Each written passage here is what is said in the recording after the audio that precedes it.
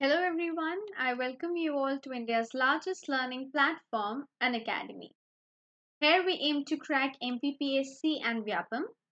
Class start करने से पहले मैं आप लोगों को हमारे 3 YouTube चैनल्स के बारे में ब्रीफ कर देती हूँ जहाँ पर MPPSC और व्यापम के लिए क्लासेस कंडक्ट की जाती हैं।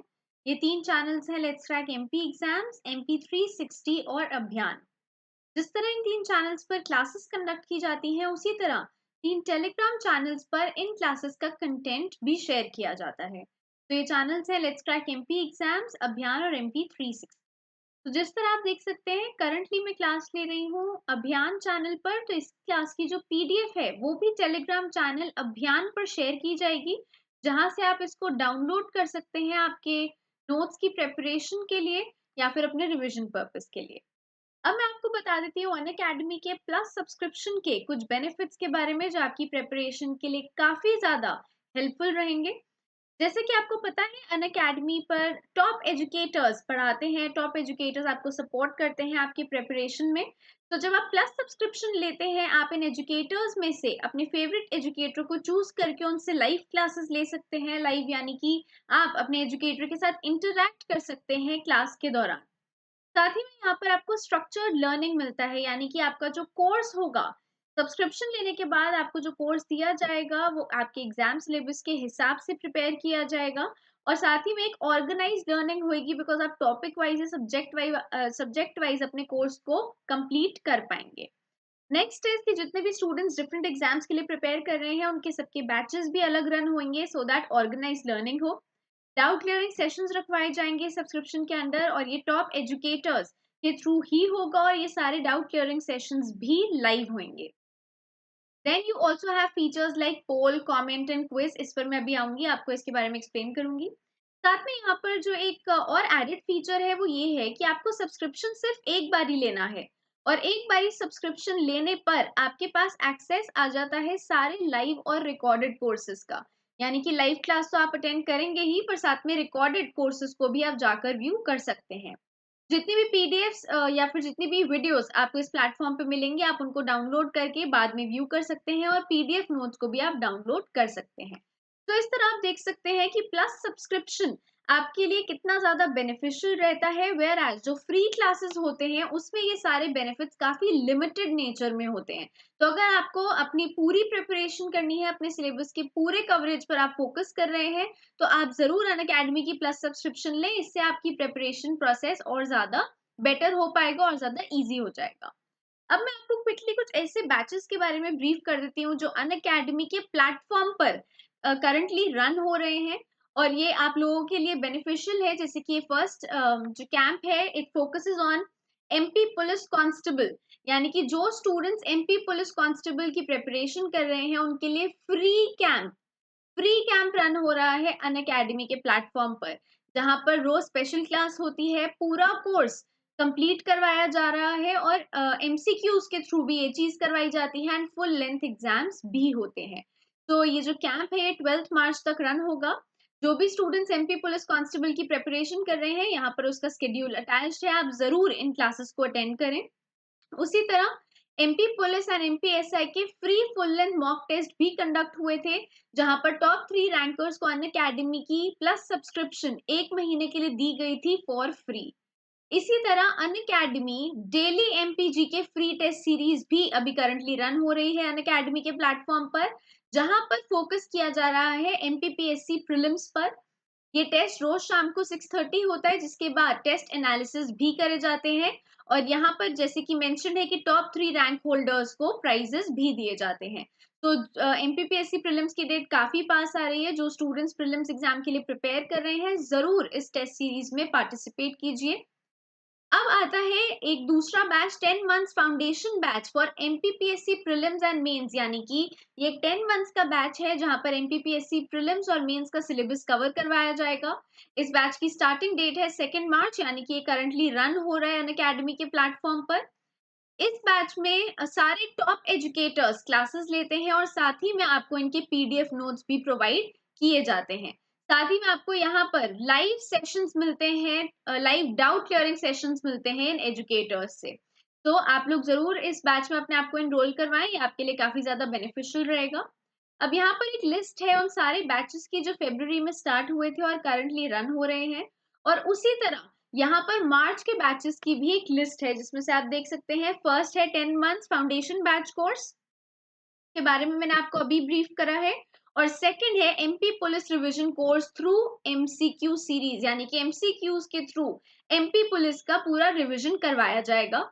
इसकी स्टार्टिंग डेट है 3 मार्च एंड सो ऑन, बाकी के बैचेस भी यहाँ पर मेंशन है। तो यहाँ से आप अपनी रिस्पेक्टिव एग्जाम डेट एग्जाम का नाम देखकर इन बैचेस में अपने आप को एनरोल करवा सकते हैं थ्रू द प्लस सब्सक्रिप्शन। अब मैं आपको कुछ नए फीचर्स के बारे में बता देती हूँ जो अनअकैडमी के प्लेटफॉर्म पर इंट्रोड्यूस हुए हैं। इसमें से फर्स्ट है लाइव क्विज, यानी कि क्विज तो होगा बट अब ये क्विज लाइव हुआ करेगा। तो आपके मोबाइल फोन्स पर कुछ इस तरह से अनअकैडमी की ऐप आपको व्यू होगी। यहाँ पर एक टेस्ट आइकन आएगा, इस टेस्ट आइकन पर क्लिक करने से आपको ज्वाइन क्विज के ऑप्शन मिल जाएगा और इसको क्लिक करने से आप इस लाइव क्विज का पार्ट बन जाएंगे। नेक्स्ट फीचर आता है प्रैक्टिस क्वेश्चंस, यानी कि फिर से टेस्ट आइकन पे क्लिक करने से आपके पास सारा प्रैक्टिस मटेरियल जो होगा वो उसकी लिस्ट आ जाएगी और उसमें से आप टॉपिक वाइज जैसे जैसे आपकी प्रिपरेशन होती रहती है वैसे वैसे आप इसकी प्रैक्टिस भी कर पाएंगे। मोस्ट इंपॉर्टेंट फीचर है कि अनअकैडमी के प्लेटफॉर्म पर अब फोर्टनाइटली करंट अफेयर मैगजीन भी प्रोवाइडेड होगी, बट अगेन ये सारे बेनिफिट्स प्लस सब्सक्रिप्शन का पार्ट है, सो जरूर आप इस प्लस सब्सक्रिप्शन के लिए जाएं। यहाँ पर इसके डिफरेंट पीरियड्स मेंशन है, तो ये 1 मंथ से लेकर 24 मंथ्स तक के पीरियड के लिए अवेलेबल रहता है। बट अगेन जैसे कि मैं सारे स्टूडेंट्स को हमेशा एडवाइस करती हूँ, इस कॉलम में पर मंथ पेमेंट मेंशन होती है, यानी कि इस टोटल अमाउंट का breakup in terms of per month payment mention होता है। यहाँ से हम देख सकते हैं 12 मंथ्स के लिए आप पर मंथ सिर्फ 733 रुपीज पे करते हैं और 24 मंथ्स के लिए आप 533 रुपीज एक महीने के लिए पे करते हैं। यानी कि out of all the plans ये दोनों प्लान्स आपके लिए बेनिफिशियल रहते हैं बिकॉज इसमें पर मंथ पेमेंट सबसे कम होती है। इसको और बेटर करने के लिए आप मेरा रेफरल कोड यूज कर सकते हैं सोनल10। इसको यूज करने से आपको फ्लैट 10% डिस्काउंट मिलेगा आपके सब्सक्रिप्शन अमाउंट पर, जो कि और भी ज्यादा कम हो जाएगा। ये अमाउंट्स यहाँ पर मेंशन है, यहाँ से आप इनको देख सकते हैं। नेक्स्ट इज कि इस तरह से आपके फोन पर जो भी बैच स्टार्ट होएगा उसकी नोटिफिकेशन आएगी। अगर आप उस बैच में एनरोल करना चाहते हैं तो आप इस ऑप्शन पर क्लिक कीजिए। इसको करने के बाद इस तरह से आपके पास सारी की सारी इंफॉर्मेशन आएगी mentioning the date time and topic of the lecture and accordingly आप उसको अटेंड कर पाएंगे। जब आप किसी लेक्चर पर क्लिक करेंगे तो नीचे आपके पास ऑप्शन आएगा पीडीएफ को व्यू करने का और डाउनलोड करने का, तो यहाँ से आप नोट्स को भी डाउनलोड कर सकते हैं। साथ ही में जो एजुकेटर्स पोल कंडक्ट करेंगे क्लास में, तो इस तरह से आपके पास 4 ऑप्शंस आएंगे जिसमें से आप आंसर कर सकते हैं by choosing the correct answer from here. अगर आपको उसमें कोई डाउट होता है तो आप ये क्वेश्चन को यूज करके इस क्वेश्चन मार्क को भेजकर ये भी बता सकते हैं एजुकेटर को कि आपको किसी पॉइंट में कंफ्यूजन है। और अगर आपको खुद से कोई क्वेश्चन पूछना है वो भी टाइप करके आप एजुकेटर को सेम टाइम पर भेज सकते हैं। यानी कि इस तरह से आपके डाउट्स क्लियर हो सकते हैं। और इसके अलावा भी अगर आपके पास किसी सब्जेक्ट में किसी टॉपिक में डाउट हो तो आपके लिए डाउट क्लियरिंग सेशंस रखवाए जाएंगे जिसकी नोटिफिकेशन आपको इस तरह आपके मोबाइल फोन्स पर मिलेगी। और साथ ही में जो वीकली और मेगा क्विजेस होंगे उनकी नोटिफिकेशन भी आपको सेम वे में दी जाएगी। तो these were all the benefits जो अनअकैडमी के प्लस सब्सक्रिप्शन के साथ आप लोगों को मिलते हैं। इससे आपकी प्रेपरेशन और भी ज्यादा बेटर वे में हो सकती है। अब मैं अपने बारे में आप सब लोगों को बता देती हूँ। मेरा नाम है सोनल नैयर। मैंने बीकॉम ऑनर्स करा है दिल्ली यूनिवर्सिटी से, जिसके बाद मैंने एमकॉम करा है अपने पोस्ट ग्रेजुएशन में। मेरे पास 5 इयर्स का टीचिंग एक्सपीरियंस है और मैं एक नेट क्वालिफाइड असिस्टेंट प्रोफेसर हूँ। यहाँ पर मैं क्लासेस लेती हूँ इंडियन इकोनॉमी के लिए, जो एमपीपीएससी और बाकी कॉम्पेरेटिव एग्जाम्स के लिए काफी हेल्पफुल रहेंगी। तो आज की क्लास स्टार्ट करने से पहले एक बारी मैं ब्रीफ दे देती हूँ कि हम क्या क्या टॉपिक्स ऑलरेडी कवर कर चुके हैं। तो जैसे कि आप देख सकते हैं हमारा ये कोर्स रन हो रहा है बैंकिंग का, जिसको मैंने डिवाइड करा था 5 पार्ट्स में। फर्स्ट पार्ट में हमने पढ़ा था हिस्ट्री ऑफ बैंकिंग, यानी कि यहाँ पर हमने देखा कि कैसे बैंक्स एक्चुअल में इस्टेब्लिश होना शुरू हुए और कौन कौन से डिफरेंट टाइप्स के बैंक्स होते हैं। सेकेंड क्लास में हमने कवर करा आरबीआई। आरबीआई में हमने आरबीआई का कॉम्पोजिशन भी कवर करा और साथ ही में आरबीआई के फंक्शंस को भी कवर करा। इन द थर्ड क्लास हमने कवर करे सारे मॉनेटरी टूल्स, यानी कि जो भी टूल्स या इंस्ट्रूमेंट्स आरबीआई के पास होते हैं to control credit and money supply, वो हमने थर्ड क्लास में कवर करा। And in the fourth class हमने कवर करा RIDF, financial inclusion, small finance bank, payments bank and Pradhan Mantri Jan धन योजना। तो हमने सारे टॉपिक्स ऑलरेडी कवर कर लिए हैं और हमने इसके साथ एनपीए भी कवर किया था। इन सारे टॉपिक्स के बाद आज है हमारे बैंकिंग कोर्स की लास्ट क्लास यानी कि पार्ट 5, जहां पर हम डिफरेंट टाइप के बैंक्स को पढ़ेंगे, डिफरेंट टाइप के ऐसे कॉर्पोरेशंस को स्टडी करेंगे जो बैंकिंग एरिया में इंट्रोड्यूस करे गए हैं, सेटअप करे गए हैं और किस तरह से ये बैंकिंग सिस्टम के अलग अलग पार्ट्स पर फोकस करते हैं, उसको आज हम पढ़ेंगे। तो यहाँ पर जो फर्स्ट टॉपिक है हमारा वो है National Payment Corporation of India. Again इसको रीड करने से पहले मैं आपको एक बार इसके बारे में ब्रीफ कर देती हूँ। National Payment Corporation of India, देखिए इसके नाम में ही एक वर्ड आ रहा है पेमेंट। पेमेंट से आपको याद रखना है कि ये जो कॉर्पोरेशन है इसका फोकस किस चीज पर है, इसका फोकस होता है on retail payments and settlement system and settlement system. Okay, यानी कि यहां पर जो बैंकिंग सिस्टम है, एनपीसीआई इंडिया के बैंकिंग सिस्टम के इंफ्रास्ट्रक्चर पर फोकस कर रहे हैं। एंड बाय इंफ्रास्ट्रक्चर उनका एरिया इन स्पेसिफिक क्या है, तो उनका एरिया है पेमेंट्स एंड सेटलमेंट, यानी कि किस तरह से पेमेंट्स को बेटर बनाया जा सकता है। ये हो सकता है by the introduction of the digital methods that we have. तो एनपीसीआई ये मेक श्योर करेगा कि इंडिया का जो बैंकिंग सिस्टम है उसमें पेमेंट एंड सेटलमेंट सिस्टम को हम किस तरह से और स्ट्रॉन्ग बना पाए, या आप कह सकते हैं जिस तरह over a period of time ये सारी सेटलमेंट्स या ये सारे जो ट्रांजैक्शंस हैं ये इलेक्ट्रॉनिक हो गए हैं।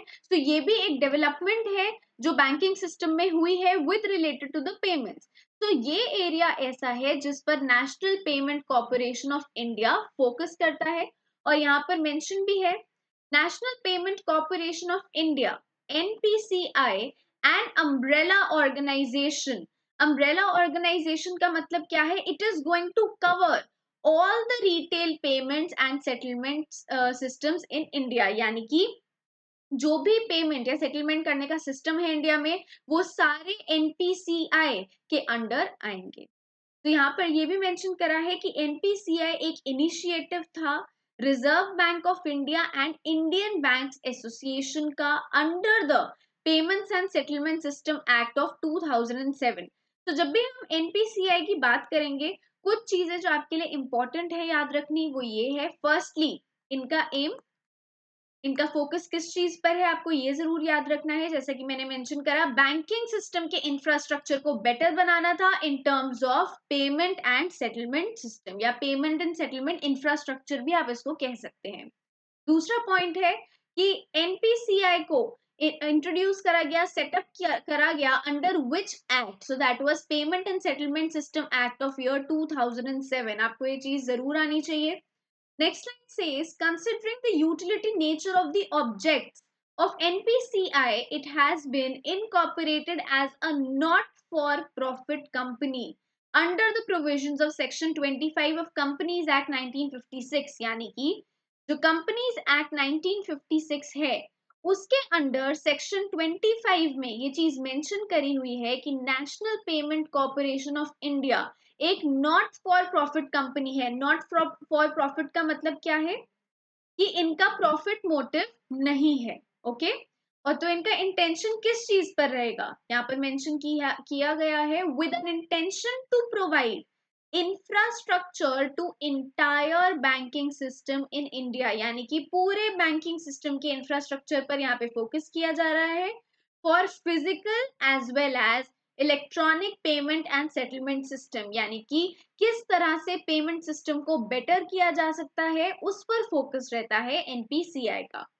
Then it says the company is focused on bringing innovations, यानी कि और ज्यादा यहाँ पर इम्प्रूवमेंट इम्प्रूवमेंट्स हो रही हैं रिटेल पेमेंट्स को लेकर through the use of technology, यानी कि हर चीज को अब डिजिटल बनाया जा रहा है over a period of time.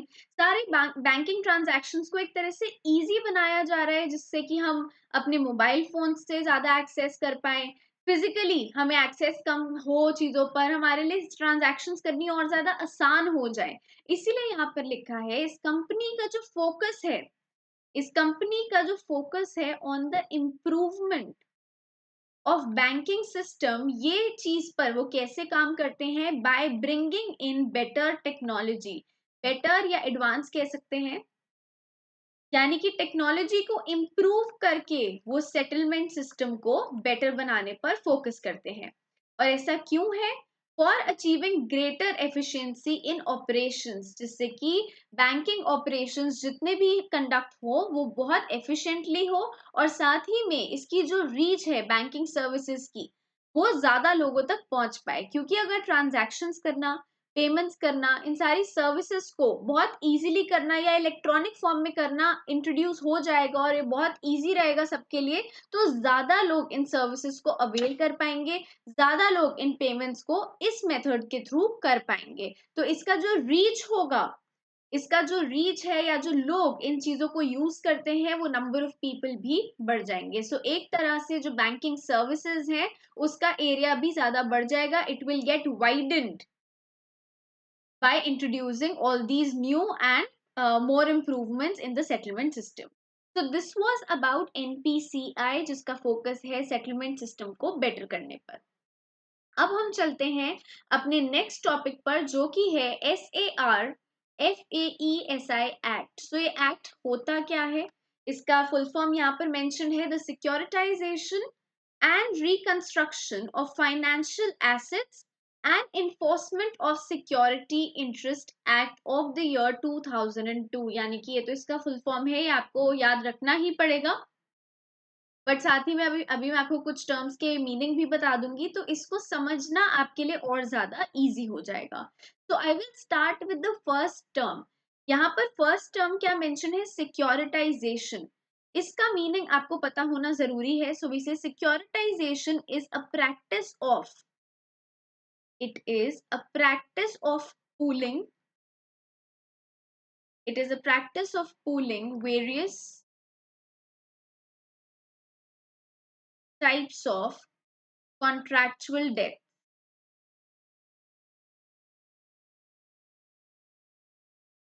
यानी कि यहाँ पर आप ये समझिए कि जितने भी कॉन्ट्रैक्चुअल डेट्स हैं उनको एक तरह से पूल किया जाता है और यहाँ पर सिक्योरिटाइजेशन की जाती है। अभी मैं इन दोनों ही चीजों को लिंक करूंगी। तो फर्स्ट मैं आपको बता देती हूँ कि ये जो कॉन्ट्रैक्चुअल डेट्स हैं ये कितने टाइप के हो सकते हैं, इसमें कौन कौन सी कैटेगरीज इंक्लूड होती है। So I will write it over here. Contractual debt can be residential mortgage,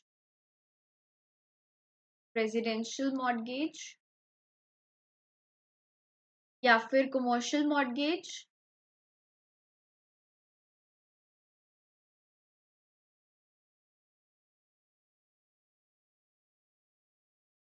okay.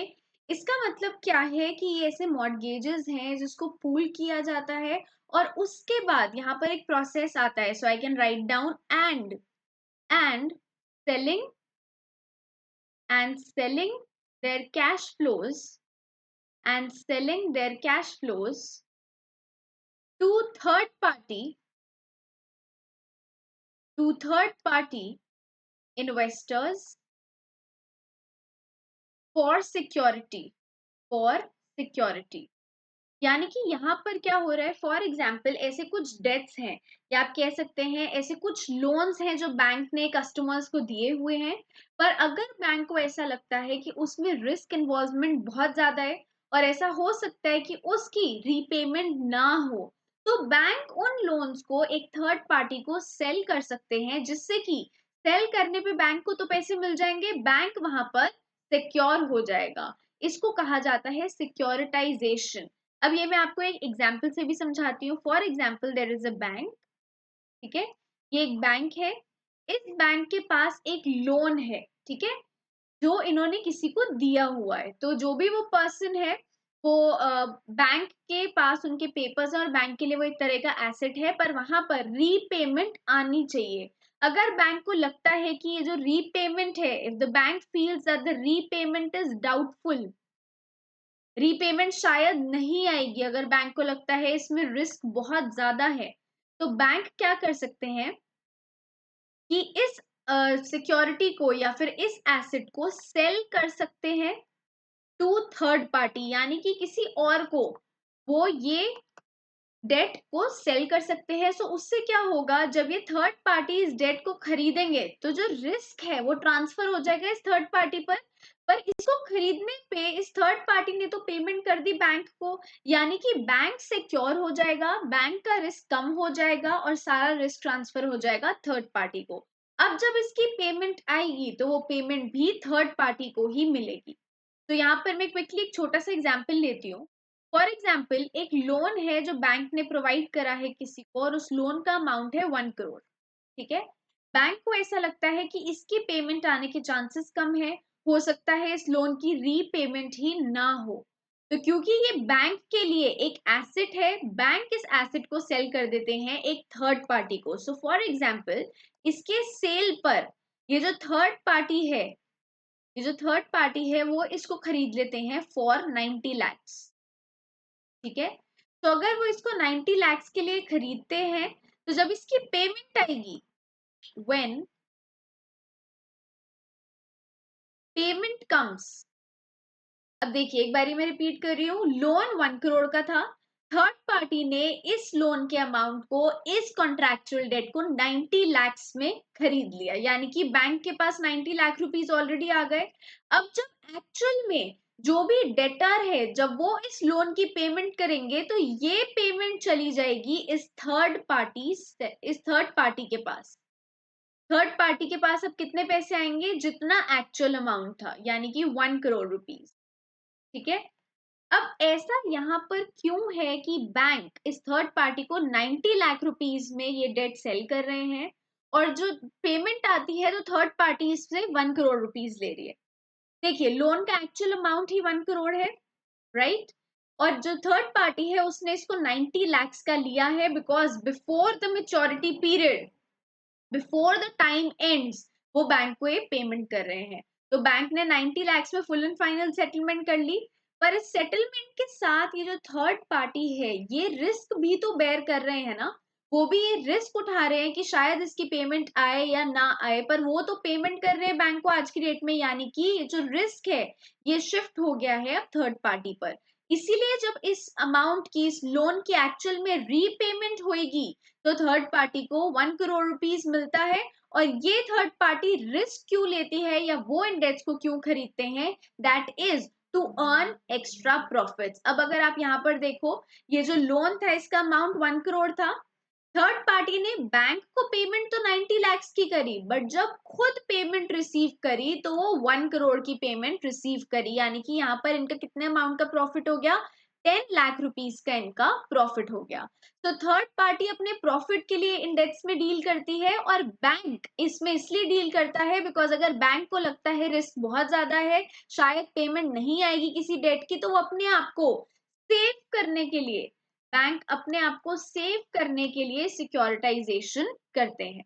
Okay, तो ये सिक्योरिटाइजेशन एक्ट को बनाया ही इसलिए गया है to maintain safety on the banks and साथ ही में जो थर्ड पार्टी है उसको इससे एक रिटर्न भी मिल जाता है। तो अब ये मैं आपके लिए एक बार फिर से रीड करती हूँ। It says the securitization and reconstruction of financial assets and enforcement of security interests, that is SAR FAESI Act of the year 2002। सबसे पहले तो आपको इसका ईयर पता होना सबसे ज्यादा जरूरी है इस एक्ट का। It is a legislation that helps financial institutions to ensure asset quality in multiple ways। आप देख रहे हैं यहाँ पे किस एसेट की बात हो रही है, ये जो लोन दिया था बैंक ने, ये जो लोन है ये बैंक के लिए क्या है, डेटर है, उनका एक एसेट है। तो यहाँ पर एसेट क्वालिटी मेंटेन करने के लिए इस एक्ट को बनाया गया है। अब हम आते हैं इसके ऑब्जेक्टिव्स पर। It says the act provides legal framework for securitization activities in India, क्योंकि अब इस चीज को लीगल कर दिया गया है। Second thing is it gives the procedures for transfer of NPAs to asset reconstruction companies. यानी कि हमने लास्ट क्लास में पढ़ा था कि एनपीए क्या होता है, नॉन परफॉर्मिंग एसेट्स क्या होते हैं। तो ये ऐसे एसेट्स होते हैं जिनका principal plus interest payment overdue रहता है for a period of 90 days. यानी कि यहाँ पर भी बैंक्स को ये पता लग जाता है कि 90 डेज तक पेमेंट नहीं है ये, यानी कि रिस्क ज्यादा है। ऐसा हो सकता है कि यहाँ से पैसे रिकवर ही ना हो, तो उस केस में भी बैंक सिक्योरिटाइजेशन कर सकते हैं। तो वो इन एनपीएस को ट्रांसफर कर देते हैं to the asset reconstruction companies. ये एसेट रिकंस्ट्रक्शन कंपनीज क्या है, बेसिकली ये यहाँ पर थर्ड पार्टी का रोल प्ले करते हैं। और ये जो थर्ड पार्टी है, ये कंपनीज एनपीएस को खरीद लेती है और बाद में जब इनकी पेमेंट आती है तो वो इसकी पेमेंट को रख लेते हैं। इसलिए यहाँ पर वर्ड यूज करा है एसेट रिकंस्ट्रक्शन। रिकंस्ट्रक्शन यानी कि बैंक को जहां लगता है कि ये एसेट अब एसेट नहीं रहा है, इससे पेमेंट नहीं आएगी, ये थर्ड पार्टीज इसमें इंटरवीन करके इसको एक तरह से वापस से एसेट बनाती है by purchasing these debts from the bank. So it says the act enforces the security interest without court's intervention, यानी कि यहाँ पर कोर्ट का इंटरवेंशन भी नहीं होगा। And the act provides the power to banks and financial institutions to take over immovable property that is charged to enforce the recovery of debt, यानी कि यहाँ पर आपको ये पावर भी दी जाती है कि अगर आपको अपना डेट रिकवर करना है तो आप इमूवेबल प्रॉपर्टी को टेक ओवर कर सकते हैं। करेक्ट।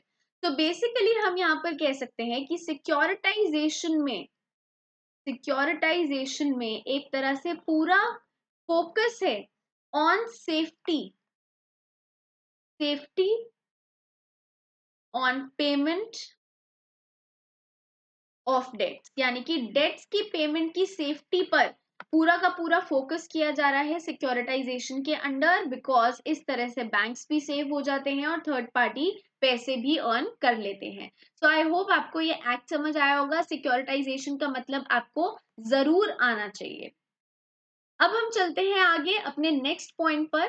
तो नेक्स्ट पॉइंट इज मुद्रा बैंक। अब हम मुद्रा बैंक कवर करेंगे। इसको स्टार्ट करने से पहले मैं आपको एक फैक्ट भी बता देती हूँ इस बैंक के बारे में। ऐसा क्यों था कि इस बैंक की इस्टेब्लिशमेंट जरूरी थी। देखिए, if I talk about facts तो I can write over here कि जो बड़े इंडस्ट्रीज होते हैं, large industries, they provide employment, यानी कि वो एम्प्लॉयमेंट तो प्रोवाइड करते हैं हमारी इकोनॉमी की पॉपुलेशन को, हमारे इकोनॉमी के वर्कर्स को। But if I talk about facts, अगर मैं एक्चुअल में नंबर स्टेट करूं तो जो लार्ज इंडस्ट्रीज हैं वो सिर्फ 1.25 करोड़ पीपल को एम्प्लॉयमेंट प्रोवाइड करते हैं। पर अगर सेम टाइम पर मैं इसको कंपेयर करूं माइक्रो यूनिट्स के साथ, यानी कि जो छोटे स्केल पर काम कर रहे हैं, माइक्रो यूनिट्स के साथ कंपेयर करूं तो वो एम्प्लॉय करते हैं अप्रोक्सीमेटली अप्रोक्सीमेटली 12 करोड़ लोगों को। ठीक है, तो एक बारी मैं आपके लिए रीड कर देती हूँ। It says large industries provide employment to only 1.25 crore people, while micro units employ around 12 crore people। यानी कि लार्ज इंडस्ट्रीज चाहे बड़ी स्केल पे काम कर रहे हैं पर यहाँ पर एम्प्लॉयमेंट जनरेशन कम हो रहा है as compare to micro units. Micro units में एम्प्लॉयमेंट का लेवल बहुत हाई है। 12 करोड़ लोग माइक्रो यूनिट्स पर डिपेंडेंट हैं अपनी अर्निंग्स के लिए। इसीलिए इस एरिया पर फोकस करना हमारे लिए काफी ज्यादा जरूरी है, बिकॉज इससे एक तो इन लोगों की बेटरमेंट होगी, इनके सैलरीज या इनके अर्निंग कैपेसिटी बढ़ सकते हैं।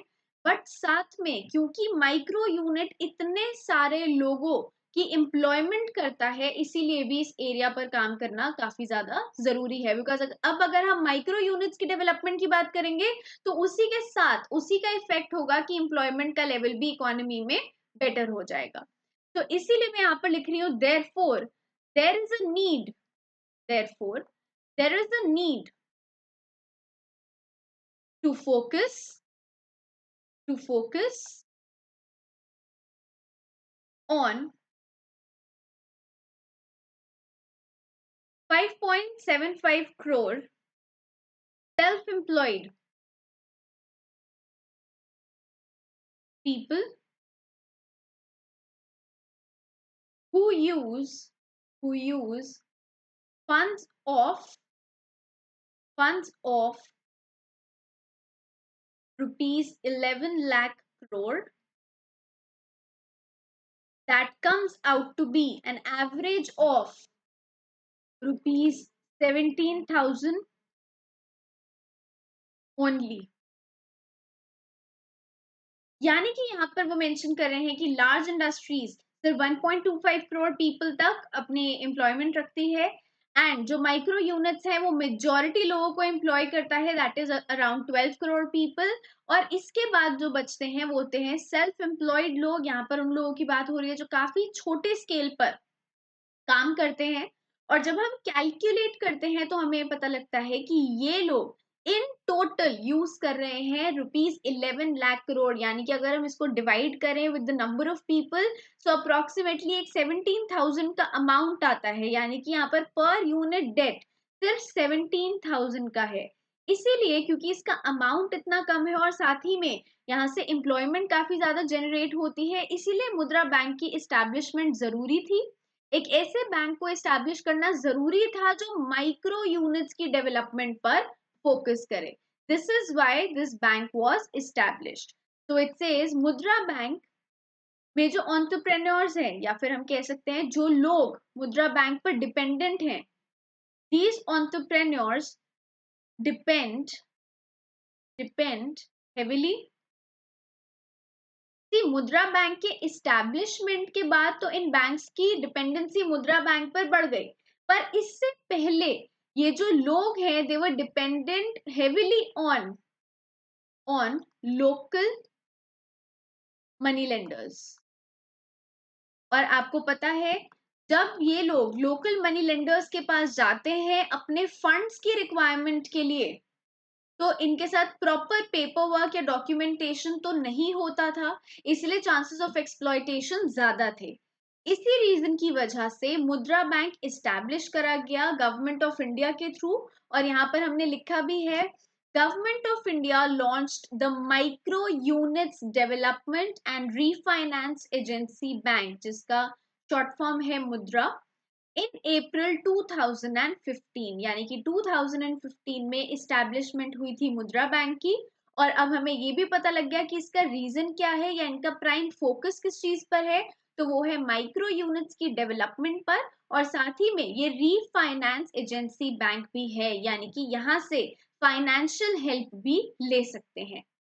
So then it says it aims on funding of unfunded non-corporate enterprises, यानी कि ऐसे non-corporate enterprises जिनके पास ऑलरेडी कोई भी फंडिंग नहीं है, उस एरिया पर फोकस कर रहे थे मुद्रा bank.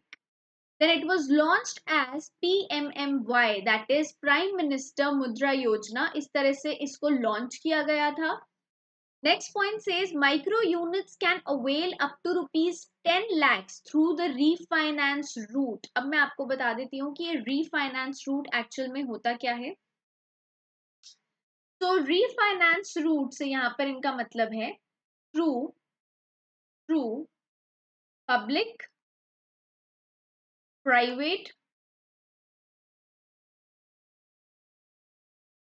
through public and private sector banks, then NBFCs जो हम ऑलरेडी लास्ट क्लास में कवर कर चुके हैं, रीजनल रूरल बैंक्स ये भी हमने बैंकिंग के फर्स्ट क्लास में कवर किया था, and then comes district banks,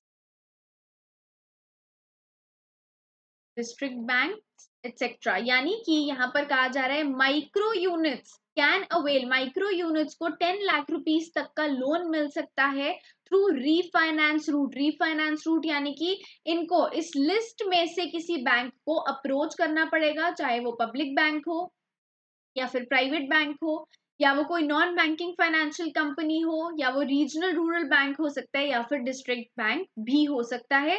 पर इनकी जो लिमिट है वो है rupees 10 lakhs।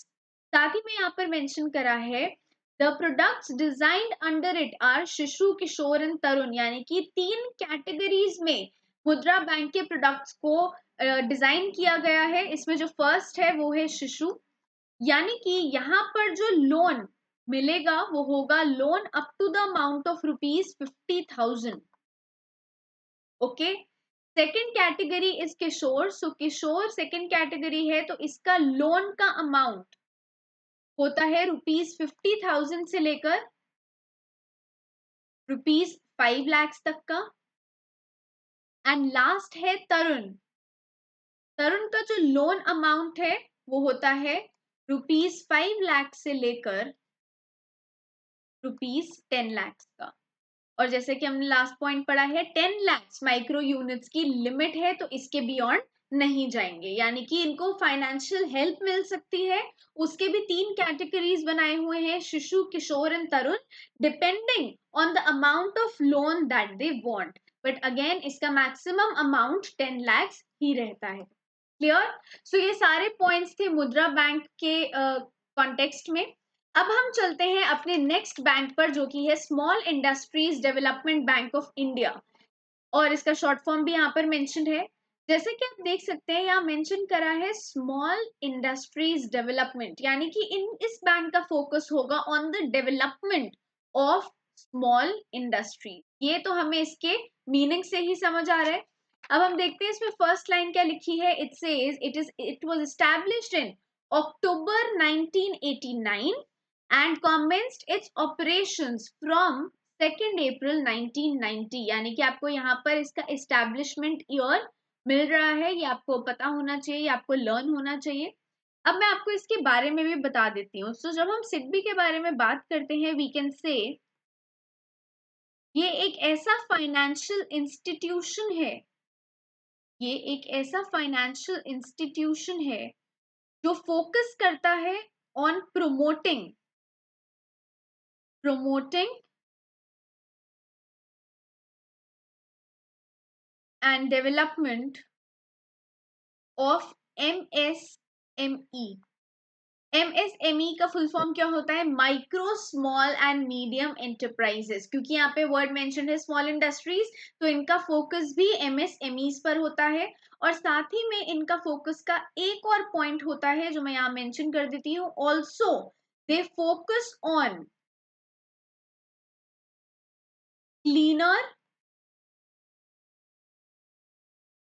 Cleaner production and energy efficiency. यानी कि ऐसे वेस्ट से प्रोडक्शन होनी चाहिए जो एनवायरनमेंट को ज्यादा हार्म ना करे। यानी कि स्मॉल इंडस्ट्रीज पर तो फोकस कर रहे हैं, पर साथ में एनवायरनमेंट पर भी फोकस करना यहाँ पर जरूरी होता है। इसीलिए कहा जाता है, सिडबी को कंसिडर किया जाता है as a premier institution, as a premier institution. यानी कि क्योंकि ये वेरियस एरियाज में काम कर रहा है, यहाँ पर प्रमोशन, जो स्मॉल इंडस्ट्रीज है उनका प्रमोशन का रिस्पॉन्सिबिलिटी भी सिडबी का है, उनका डेवलपमेंट पर फोकस करने का काम भी सिडबी का है, साथ ही में इन्वायरमेंटल हार्म ना हो ये चीज भी Small industries development bank of India देखता है। इसलिए कहा जाता है it serves as a premier institution. इसी के साथ मैं यहाँ पर मेंशन कर देती हूँ कि इसका जो हेड क्वार्टर्स है, इसके जो हेड क्वार्टर है वो है लखनऊ में। जो भी बच्चे एमपीपीएससी प्रीलिम्स की प्रिपरेशन कर रहे हैं, ये सारे पॉइंट्स आपके एग्जाम के पॉइंट ऑफ व्यू से काफी इंपॉर्टेंट होते हैं, बिकॉज एमसीक्यूज आएंगे आपके पेपर में, और एमसीक्यूज में ये सब चीजें पूछी जा सकती हैं। ओके। तो अब जब मैं सिडबी के बारे में पढ़ने वाली हूँ, मैं आपको एक और चीज बता देती हूँ कि एक्चुअल में जब इसकी इस्टेब्लिशमेंट हुई थी, तो इसको इस्टेब्लिश किया गया था as a statutory body under the act of parliament. तो स्टैट्यूटरी बॉडी का मतलब ही होता है एक ऐसी नॉन कॉन्स्टिट्यूशनल बॉडी जिसको सेटअप किया जाता है बाय पार्लियामेंट, यानी कि in accordance to the act of parliament इसका सेटअप किया जाता है। तो अभी तक हमें कुछ पॉइंट्स सिडबी के बारे में पता लग गए हैं। वो ये है कि इसकी स्टैब्लिशमेंट हुई थी अक्टूबर 1989 में। इनका जो प्राइमरी मोटिव है वो है on the promotion and development of micro small and medium enterprises, यानी कि छोटे स्केल पर काम करने वाले इंडस्ट्रीज पर इनका फोकस है। वहां पर डेवलपमेंट का रेट भी बढ़ाने पर फोकस कर रहे हैं और साथ ही में उस एरिया की प्रमोशन भी कर रहे हैं जिससे कि उस एरिया में ग्रोथ का लेवल बढ़ जाए। Next point says authorized equity capital is rupees 250 crores for this bank which can be increased to rupees 1000 crores, यानी कि small industries development bank of India का equity capital, authorised equity capital है rupees 250 crore, जिसको बढ़ाया जा सकता है 1000 करोड़ तक के लिए। Next point says it makes financial arrangements, यानी कि सिडबी के अंदर फाइनेंशियल अरेंजमेंट्स भी करे जाते हैं और यहाँ पे कुछ एग्जांपल्स गिवन है। जैसा कि कोई न्यू स्मॉल स्केल इंडस्ट्री को ओपन करना है तो उसके फाइनेंशियल अरेंजमेंट्स हो जाते हैं। अगर टेक्नोलॉजी को अपग्रेड करना है, यानी कि अगर बेटर और एडवांस टेक्नोलॉजी यूज करनी है एग्जिस्टिंग टेक्नोलॉजी के जगह पर, तो उसके लिए भी यहाँ से आपको फाइनेंस मिल सकता है। साथ ही में अगर इस इंडस्ट्री में किसी तरह के प्रोडक्ट्स कुछ गुड्स बन रहे हैं तो उनकी मार्केटिंग भी की जा सकती है सिडबी से हेल्प लेकर। और एम्प्लॉयमेंट जनरेशन में भी हेल्प किया जाता है इस बैंक के through.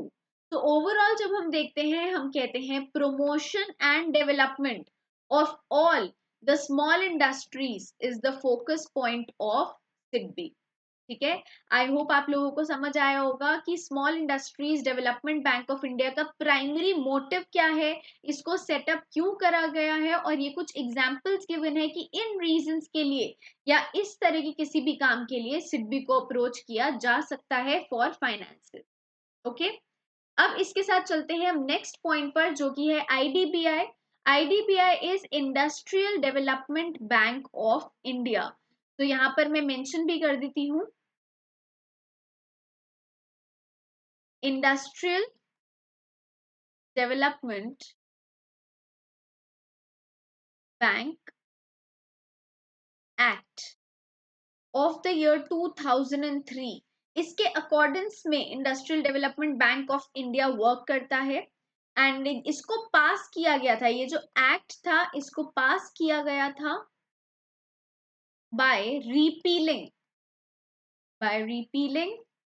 Industrial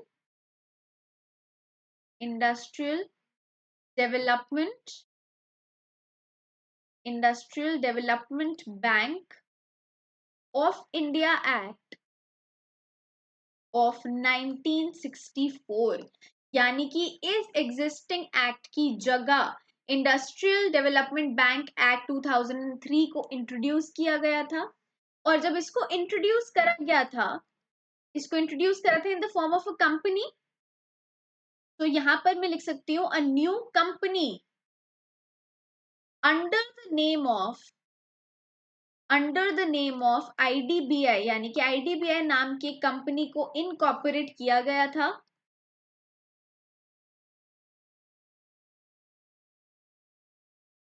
as a banking company, as a banking company। और ये भी करा गया था under under the companies act, under the companies act 1956। Okay, यानी कि पहले तो उन्होंने ये मेंशन कर दिया कि इंडस्ट्रियल डेवलपमेंट बैंक एक्ट 2003 को इंट्रोड्यूस करा गया था by repealing industrial development bank of India of 1964। और उसके बाद आईडीबीआई को इंट्रोड्यूस करा गया था, ये एक न्यू कंपनी थी और इसको बैंकिंग कंपनी की तरह इनकॉर्पोरेट किया गया था अंडर द कंपनीज एक्ट 1956। और ये हुआ था on September September 27th of the year 2004। ठीक है, तो आपको ये चीज पता होनी चाहिए। और इसके बाद इसको ट्रांसफर किया था एंड इसको बना दिया गया था आईडीबीआई लिमिटेड और ये हुआ था ऑन 1 अक्टूबर 2004।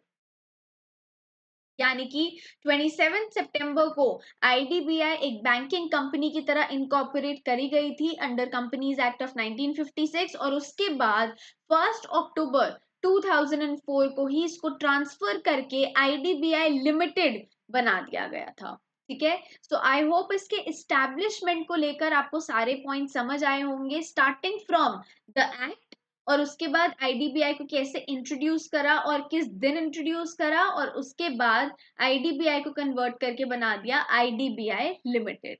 अब हम इसके बारे में रीड करेंगे, हम देखेंगे कि इनका प्राइमरी फोकस किस चीज पर है। It says it was constituted in 1964 under Industrial Development Bank of India Act of 1964। यानी कि जैसे मैंने यहाँ पर मेंशन करा है, पहले ये इस एक्ट के अंडर था, Industrial development bank of India act 1964, as a development financial institution.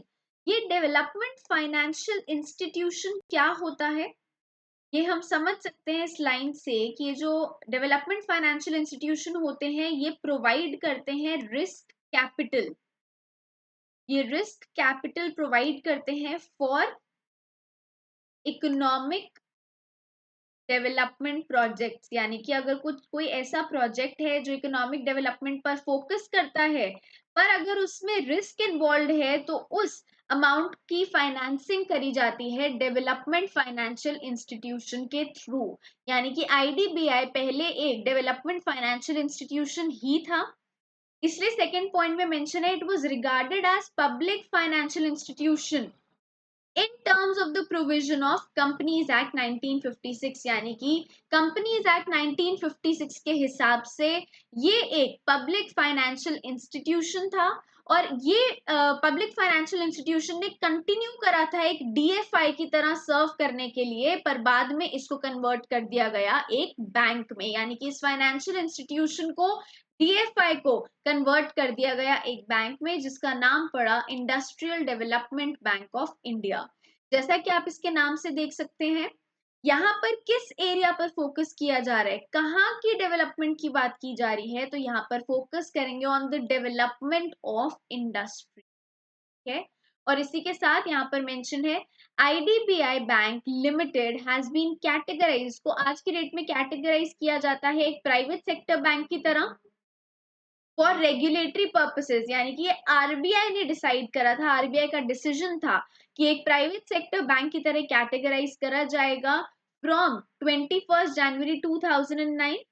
और साथ ही में जो life insurance corporation of India है, उन्होंने इस आईडीबीआई बैंक लिमिटेड का 51% total paid up equity share भी ले लिया था, यानी कि एक्वायर कर लिया था।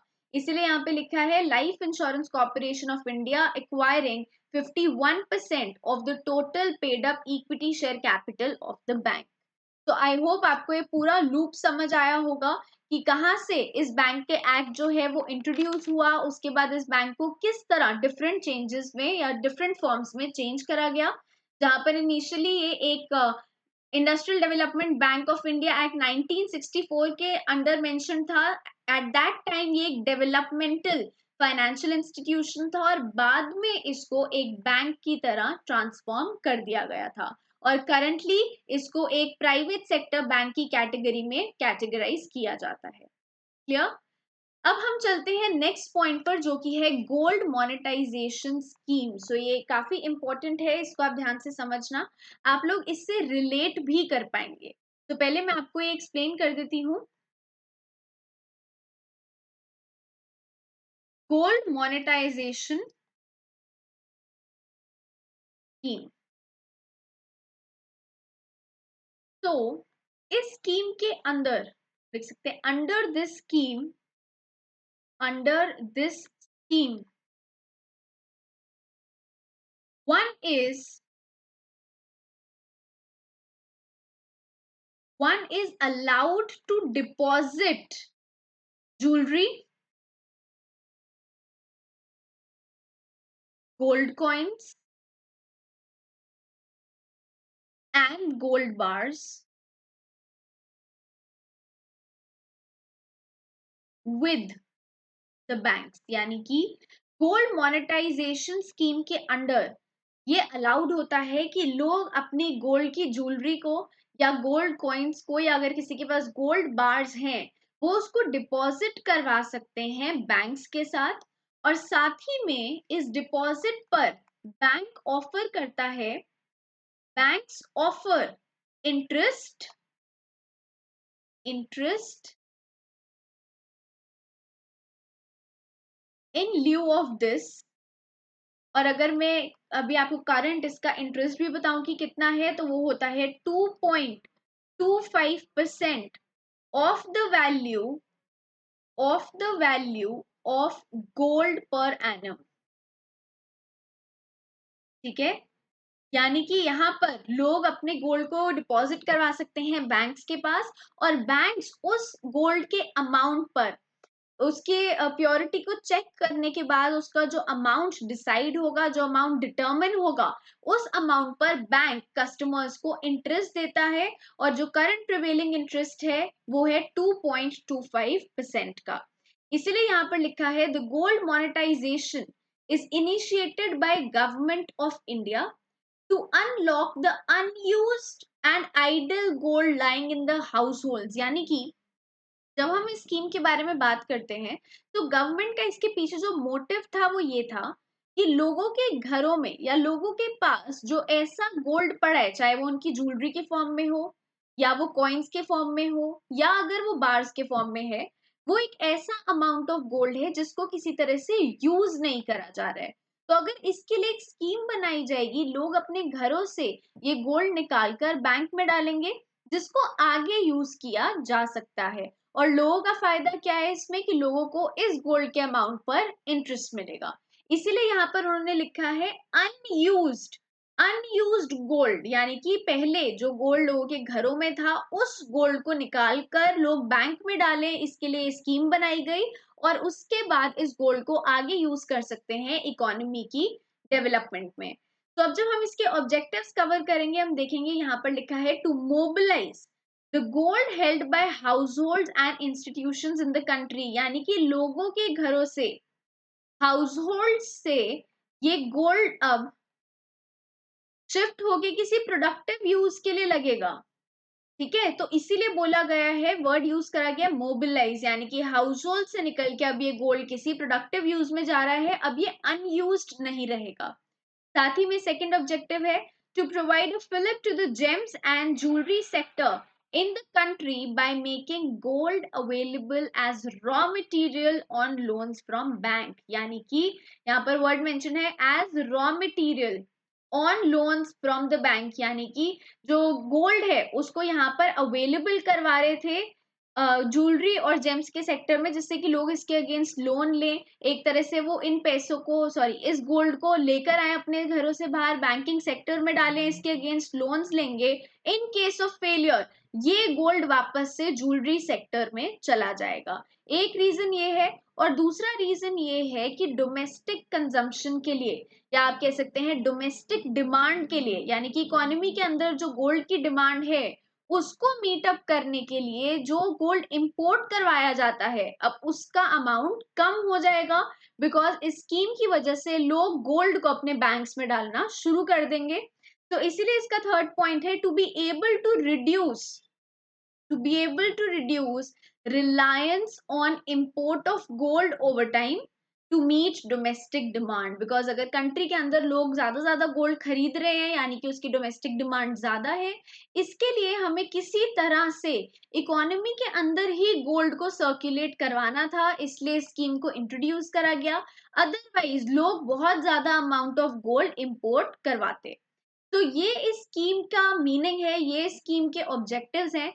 पर साथ ही में ये जो ऑब्जेक्टिव्स हैं ये अलग अलग गाइडलाइंस के अंडर वर्क होते हैं, यानी कि इसमें भी कुछ रूल्स एंड रेगुलेशंस हैं जो फॉलो करने होते हैं।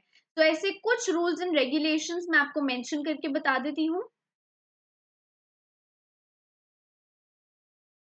तो ये स्कीम ही कुछ गाइडलाइंस के अंडर काम करती है। उसमें से कुछ गाइडलाइंस मैं आपको यहाँ पर स्टेट करके बताती हूँ। जैसे कि फर्स्ट है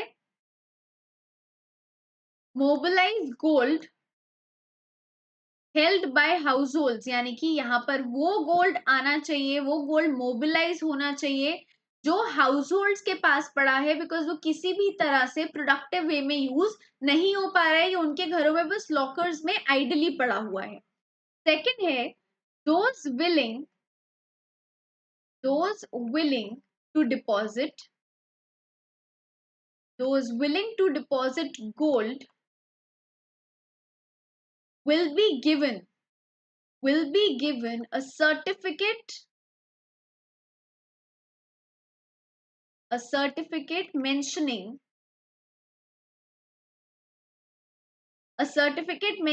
the amount and purity of deposited gold। यानी कि अगर कोई अपने गोल्ड को डिपॉजिट करवा रहा है बैंक्स में, तो उनको बैंक से एक सर्टिफिकेट मिलेगा जहां पर इस गोल्ड का अमाउंट और साथ में इसकी प्योरिटी को मेंशन किया जाएगा, जिससे कि ये जो काम हो, ये जो ट्रांजैक्शन हो, ये जो मोबिलाइजेशन हो गोल्ड की, ये ट्रांसपेरेंट रहे और कंज्यूमर भी उस सर्टिफिकेट से काफी सेटिस्फाइड रहेंगे, बिकॉज उसमें एक्चुअल में मेंशन होगा कि उन्होंने बैंक के पास कितना गोल्ड डिपॉजिट करवाया है। इसी के साथ अब ये जो गोल्ड के डिपॉजिट होगा ये किस तरह होगा, तो bank will open a gold savings account, bank in depositors के लिए एक गोल्ड सेविंग्स अकाउंट खोलेंगे और ये करा जाएगा on the basis of that certificate. वो सर्टिफिकेट एक तरह से एक प्रूफ की तरह एक्ट करेगा कि उन्होंने बैंक के पास, कस्टमर्स ने बैंक के पास अपना गोल्ड रखवाया है। ठीक है, तो ये थे फर्स्ट टू गाइडलाइंस। अब अगर मैं थर्ड की बात करूं तो आप लोगों को पता होगा गवर्नमेंट ने एक मिनिमम क्वांटिटी भी डिक्लेयर करी है, minimum quantity of gold that a consumer या that a customer can hold. यानी कि एक मैक्सिमम अमाउंट ऑफ गोल्ड जो होल्ड कर सकते हैं डिफरेंट डिफरेंट कस्टमर्स, वो भी यहाँ पर सेट किया हुआ है, एक लिमिट ड्रॉ करी हुई है। साथ में मेंशन कर सकते हैं कि इस पर जो इंटरेस्ट का अमाउंट मिलता है वो किस तरह मिलता है। तो देखिए, जब यहाँ पर हमने मेंशन करा कि सर्टिफिकेट में अमाउंट ऑफ गोल्ड भी लिखा जाएगा, यानी कि यहाँ पर हम प्रिंसिपल अमाउंट और साथ ही में इंटरेस्ट दोनों की बात करेंगे। तो ये किस तरह से होगा, ये मैं आपको एक एग्जाम्पल लेके समझाती हूँ। फॉर एग्जाम्पल, किसी कस्टमर ने 100 ग्राम्स ऑफ गोल्ड, ओके, ये एक एग्जाम्पल है सिर्फ, किसी कस्टमर ने 100 ग्राम्स ऑफ गोल्ड डिपॉजिट करवाया बैंक में, ओके, और अगर बैंक उनको ये कहता है कि इस गोल्ड पर उनको 1% का इंटरेस्ट मिलेगा, अगर वो कहते हैं उसको 1% का इंटरेस्ट मिलेगा, तो इसका मतलब है कि मेच्योरिटी पर, ऑन मेच्योरिटी, ये जो कस्टमर है इसको मिलेगा 100 grams plus 1 gram of interest. यानी कि ये जो इंटरेस्ट का अमाउंट लग रहा है ये भी गोल्ड के ही वैल्यू पर लग रहा है। यानी कि जो 100 ग्राम्स का गोल्ड था और इस पर 1% का इंटरेस्ट है, यानी कि 1 gram of gold is the interest that this customer is going to get. यानी कि मेच्योरिटी पर उनको मिलेगा 101 ग्राम्स ऑफ गोल्ड। ठीक है, आई होप आपको ये समझ आया है कि इसका मतलब क्या है कि यहाँ पर जो इंटरेस्ट और प्रिंसिपल अमाउंट मिल रहा है वो दोनों ही गोल्ड की वैल्यू से रिलेटेड है। यहाँ पर गोल्ड जितना डिपॉजिट करवाया जाएगा उस पर आपको इंटरेस्ट मिलेगा और आपका टोटल जो गोल्ड आपको वापस मिलेगा मेच्योरिटी पर, उसका अमाउंट, उसकी क्वांटिटी बढ़ जाएगी। तो आई होप आपको ये पूरा प्रोसेस समझ आया होगा, ये पूरी स्कीम समझ आई होगी। तो इसी के साथ मैं एक बारी क्विकली इस स्कीम को रिवाइज करवा देती हूँ। इस स्कीम में गवर्नमेंट ने फोकस करा है कि जो गोल्ड हाउस होल्ड के पास पड़ा हुआ है वो निकल के आए, वो लोग उस गोल्ड को बैंक में रखवाएं और उसके बाद वो किसी प्रोडक्टिव यूज में यूज किया जाए। तो इसको करने के लिए उनके ऑब्जेक्टिव्स थे एक चीज कि जो गोल्ड हाउस होल्ड के पास है वो वापस इकोनॉमी में आ जाए, सर्कुलेशन में। साथ में जो जेम्स एंड ज्वेलरी सेक्टर है उसको भी यहाँ से एक बूस्ट मिलेगा बिकॉज गोल्ड वापस सर्कुलेशन में आ जाएगा। और थर्ड ऑब्जेक्टिव था कि जो गोल्ड बाहर से यानी कि फॉरेन कंट्रीज से इंपोर्ट करवाया जा रहा है वो भी इस स्कीम से कम हो जाएगा। पर ये जो पूरी स्कीम है ये कुछ गाइडलाइंस के अंडर काम करती है, उसमें से कुछ गाइडलाइंस मैंने यहाँ पर डिस्कस करी हैं। जैसे कि फर्स्ट यहाँ पर है कि हाउस होल्ड्स के गोल्ड पर फोकस किया जा रहा है। सेकंड है कि अगर कोई कस्टमर अपने गोल्ड को किसी बैंक के पास डिपॉजिट करवाते हैं तो उनको इसके अगेंस्ट मिलता है एक सर्टिफिकेट। इस सर्टिफिकेट में अमाउंट ऑफ गोल्ड और साथ ही में उसकी प्योरिटी भी मेंशन करी जाती है। उसके बाद कस्टमर्स को, यहाँ पर मैं लिख देती हूँ, कस्टमर्स को इंटरेस्ट रिसीव होता है इस अमाउंट पर या फिर इस डिपॉजिट पर। और ये जो इंटरेस्ट रिसीव होता है वो भी हमने देख लिया किस तरह से होता है, गोल्ड के अमाउंट पर ये इंटरेस्ट लगाया जाता है। यानी कि अगर किसी ने 100 ग्राम्स ऑफ गोल्ड डिपॉजिट करवाया है और उस पर 1% का इंटरेस्ट है तो मेच्योरिटी पर इस कस्टमर को 101 ग्राम्स ऑफ गोल्ड दिया जाएगा। ठीक है। तो and the next point is कि यहाँ पर गवर्नमेंट ने एक लिमिट भी सेट कर दी है कि कस्टमर्स कितना अमाउंट ऑफ गोल्ड अपने पास होल्ड करके रख सकते हैं। So this was all about gold monetization scheme. इस तरह से गोल्ड को मोनेटाइज किया जा रहा है यानी कि गोल्ड को डिपॉजिट करा के या गोल्ड की जगह मनी लिया जा रहा है कस्टमर्स के थ्रू। तो आई होप आप लोगों को ये स्कीम भी अच्छे से समझ आ गई होगी। अब हम आते हैं क्लास के एंड पर। यहाँ पर हमारी ये क्लास ओवर होती है और साथ ही में मैं आप सब लोगों से एक रिक्वेस्ट भी करती हूँ। जैसा कि आप देख सकते हैं करंटली ये क्लास मैंने कंडक्ट करी है अभियान चैनल पर, जहां पर हम बहुत ही जल्दी 100K सब्सक्राइबर्स का टारगेट अचीव करने वाले हैं। तो मैं आपसे रिक्वेस्ट करती हूँ कि आप जरूर हमारे चैनल को सब्सक्राइब करें जिससे कि हम इस 100K के टारगेट को क्विकली अचीव कर पाए। और साथ ही में आपकी स्क्रीन पर ये बेल आइकन आ रहा होगा, इसको आप जरूर प्रेस करें। इसको प्रेस करने से आपको हमारे सारे क्लासेस की नोटिफिकेशन भी मिलेगी जिससे कि आपकी कोई भी क्लास मिस नहीं होगी। इसके साथ में एक और अनाउंसमेंट कर देती हूँ। टैक्सेशन सिस्टम ये पार्ट 1 की क्लास ऑलरेडी हो चुकी है और इसके पार्ट 2 की क्लास है 9 मार्च को शाम को 9 बजे। जिन स्टूडेंट्स ने फर्स्ट पार्ट अटेंड नहीं करा है वो जरूर जाके इसकी वीडियो देखें, आपके लिए काफी हेल्पफुल रहेगा। और बाकी के स्टूडेंट्स सेकेंड क्लास को 9 मार्च को 9 PM पर अटेंड जरूर करना। एंड जितने भी स्टूडेंट्स प्लस सब्सक्रिप्शन के लिए जा रहे हैं मेरा रेफरल कोड यूज करना मत भूलिएगा। मेरा रेफरल कोड है सोनल10। इसको यूज करने से आपको फ्लैट 10% डिस्काउंट मिलेगा आपके सब्सक्रिप्शन अमाउंट पर। So thank you all for joining in today. See you all in the next class.